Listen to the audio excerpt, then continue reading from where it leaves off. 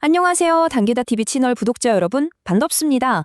오늘 저희가 파헤쳐볼 소식은요. 바로 지금 대한민국 건설업계에서 터져나오고 있는 비명, 이 거대한 붕괴의 신호에 대한 이야기입니다. 지금부터 그 충격적인 현실 속으로 한번 들어가 보시죠. 자, 지금 건설업계는요, 그냥 뭐 좀 어렵다 이 수준이 아닙니다. 말 그대로 비명을 지르고 있어요. 아니, 어쩌면 무너지고 있다는 표현이 더 정확할지도 모르겠네요.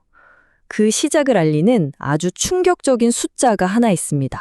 네, 바로 644입니다. 이게 무슨 숫자냐면요. 올해 문을 닫은 종합건설회사의 수예요.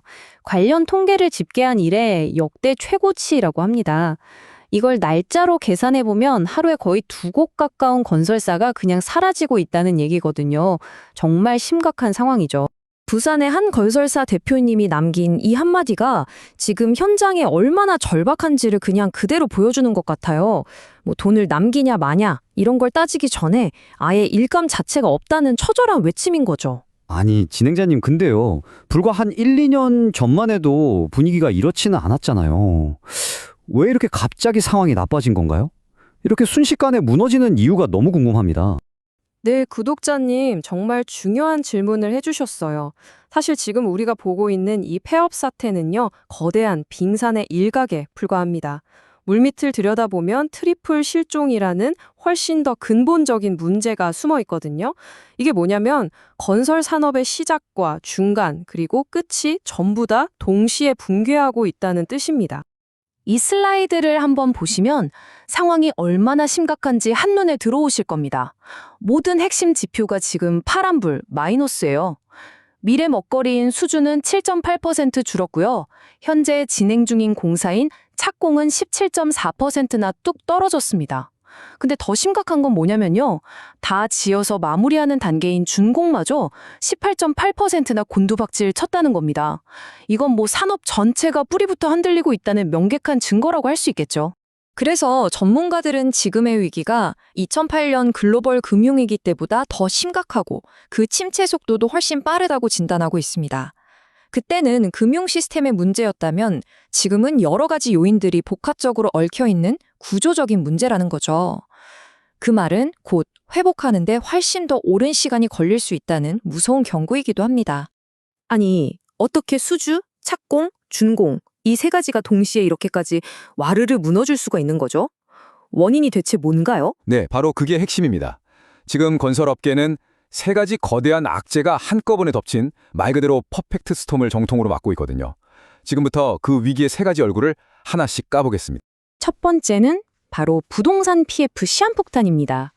이 PF라는 게 쉽게 말해서 미래에 잘 될 거라는 기대를 담보로 미리 돈을 빌리는 건데 지금 시장이 꽁꽁 얼어붙으면서 이 대출들이 전부 부실 덩어리가 된 겁니다.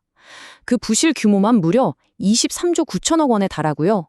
연체율은 불과 몇 년 사이에 10배 이상 폭등했어요. 건설사들의 돈줄이 그냥 바싹 말라붙고 있는 거죠. 두 번째는 정말 살인적인 공사비 폭등입니다. 이 슬라이드에서 보시는 것처럼 지난 3년간 자재비가 35.6%나 올랐는데요. 구체적으로 뜯어보면 시멘트는 54.6%, 철근은 무려 64.6%나 뛰었습니다. 비용이 이렇게 폭증하니까 이제는 공사를 해도 이익은커녕 손해만 보는 그런 구조가 되어버린 겁니다. 그리고 마지막 세 번째는 꽁꽁 얼어붙은 수요입니다. 엎친 데 덮친 격으로 이렇게 어렵게 건물을 다 지어놔도 사려는 사람이 없는 거예요. 완공이 됐는데도 팔리지 않는 악성 미분양 주택 비율이 불과 2년 만에 4배 이상 급증했습니다. 돈은 묶이고 현금은 돌지 않으니 버텨낼 재간이 없는 거죠. 와, 진짜 총체적 난국이네요. 그럼 이런 위기 속에서 모든 건설사들이 다 똑같이 힘든 건가요? 왠지 덩치 작은 회사들이 더 힘들 것 같아서 걱정이 되네요. 네, 구독자님 말씀이 정확합니다. 지금 건설업계는 극심한 양극화를 겪고 있어요. 대기업들은 해외 사업이라든지 다른 활로를 찾아서 어떻게든 버텨내고 있는데 국내 주택 사업에 목숨을 걸어야 하는 중소업체들은 말 그대로 생존의 벼랑 끝으로 내몰리고 있는 상황입니다. 이 숫자가 중소업체들의 현실을 아주 극명하게 보여줍니다. 지난 3년간 준공한 공사 중에 무려 43.7%가 적자, 그러니까 손해보는 장사였다는 겁니다. 그렇다고 일을 멈출 수는 없으니까 울며 겨자 먹기로 손해를 감수하면서 버티고 있는 거죠. 현장에서 곡소리가 날 수밖에 없는 이유입니다. 피오스트 구독자, 저는 건설업 종사자가 아닌데 이 위기가 저 같은 일반인한테도 큰 영향이 있을까요? 네, 바로 그 점이 정말 중요합니다. 건설업은요, 수많은 산업들과 실핏줄처럼 연결된 우리 경제의 허리 같은 존재거든요. 이 허리가 무너지면 그 충격은 경제 전체로 퍼져나갈 수밖에 없습니다. 단적인 예로 철강 산업만 봐도 알 수 있어요. 우리나라 전체 철강 수요의 30% 이상이 건설 현장에서 나오는데 건설이 멈추면 철강 공장도 멈추게 되는 거죠. 이건 비단 철강뿐만 아니라 시멘트, 가구, 운송, 수많은 연관 산업의 도미노 붕괴로 이어질 수 있습니다. 그리고 이것보다 더 무서운 경고가 하나 있습니다. 바로 한국은행이 경고한 일본의 잃어버린 30년의 교훈입니다. 80년대에 거품이 꺼진 뒤에 일본은 경기를 살린다고 건설 투자에만 매달렸습니다. 그 결과는 어땠을까요? 엄청난 국가 부채와 기나긴 장기 침체였죠. 단기적인 처방에만 의존하다가 경제의 기초 체력을 완전히 잃어버린 겁니다. 우리가 절대 반복해서는 안 될 전철이죠.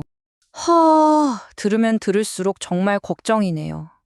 그럼 앞으로 우리 경제랑 건설업계는 어떻게 되는 건가요? 전망이 궁금합니다. 안타깝게도 전문가들의 전망은 그리 밝지 않습니다. 빠른 회복은 어려울 거고 이 깊은 구조적인 문제를 해결하기 위해서 아주 고통스러운 구조조정 과정을 거칠 것으로 보입니다. 결국에는 정말 실력 있는 기업들만 살아남는 혹독한 시장 재편이 예상된다는 거죠.